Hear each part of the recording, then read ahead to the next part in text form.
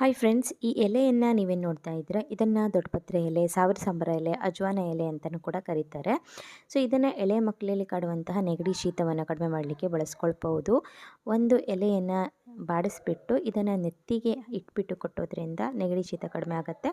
ಅದಲ್ಲದೆ ಉಸಿರಾಡಲಿಕ್ಕೆ ತೊಂದರೆ ಪಡ್ತಾ ಇದೆ ಮಗು, ಅಥವಾ ಎದೆಯಲ್ಲಿ ಕಫ ಕಟ್ಟಿದೆ ಅಂದರೆ, ಅಥವಾ ಗೊರಗೊರ ಸೌಂಡ್ ಬರ್ತಾ ಇದೆ ಅಂದರೂ ಕೂಡ ಈ ಎಲೆಯನ್ನು ಬಾಡಿಸ್ಕೊಂಡು ಎದೆ ಮೇಲೆ ಇಟ್ಬಿಟ್ಟು ಬಟ್ಟೆಯಿಂದ ಕಟ್ಟೋದ್ರಿಂದ ಕಫ ಕೂಡ ಕಡಿಮೆ ಆಗುತ್ತೆ. ಇದನ್ನು ಚಿಕ್ಕವರಷ್ಟೇ ಅಲ್ಲದೆ ದೊಡ್ಡವರು ಕೂಡ ಮಾಡ್ಕೊಳ್ಬಹುದು. 1 ಲೋಟ ನೀರಲ್ಲಿ 4-5 ಎಲೆಗಳನ್ನು ಹಾಕಿಬಿಟ್ಟು ಚೆನ್ನಾಗಿ ಕಷಾಯವನ್ನು ಕುದಿಸ್ಕೊಂಡು ಸೋಸ್ಕೊಂಡು ಕುಡಿಯೋದ್ರಿಂದ ಚರ್ಮದ ವ್ಯಾಧಿ ಕಡಿಮೆ ಆಗುತ್ತೆ. ಅಥವಾ ಪಿತ್ತದಿಂದಾಗಿ ಅಲ್ಲಲ್ಲಿ ಗುಳ್ಳೆಗಳಾಗಿರುತ್ತೆ, ಅಥವಾ ಚರ್ಮದಲ್ಲಿ ತುರಿಕೆ ಕಾಣಿಸ್ತಾ ಇರುತ್ತೆ, ಅದು ಕೂಡ ಕಡಿಮೆ ಆಗುತ್ತೆ.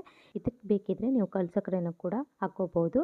ಮತ್ತು ಈ ಕಷಾಯವನ್ನು ಕುಡಿಯೋದ್ರಿಂದ ನೆಗಡಿ, ಶೀತ, ಕೆಮ್ಮು, ಕಫನೂ ಕೂಡ ಕಡಿಮೆ ಆಗುತ್ತೆ. ಇಂತಹ ಹೆಲ್ತ್ ಟಿಪ್ಸ್ಗಳಿಗಾಗಿ ಚಾನಲನ್ನು ಫಾಲೋ ಮಾಡಿ ಹಾಗೂ ಚಾನಲನ್ನು ಸಬ್ಸ್ಕ್ರೈಬ್ ಮಾಡಿಕೊಂಡು ಶೇರ್ ಮಾಡಲು ಮರಿಬೇಡಿ.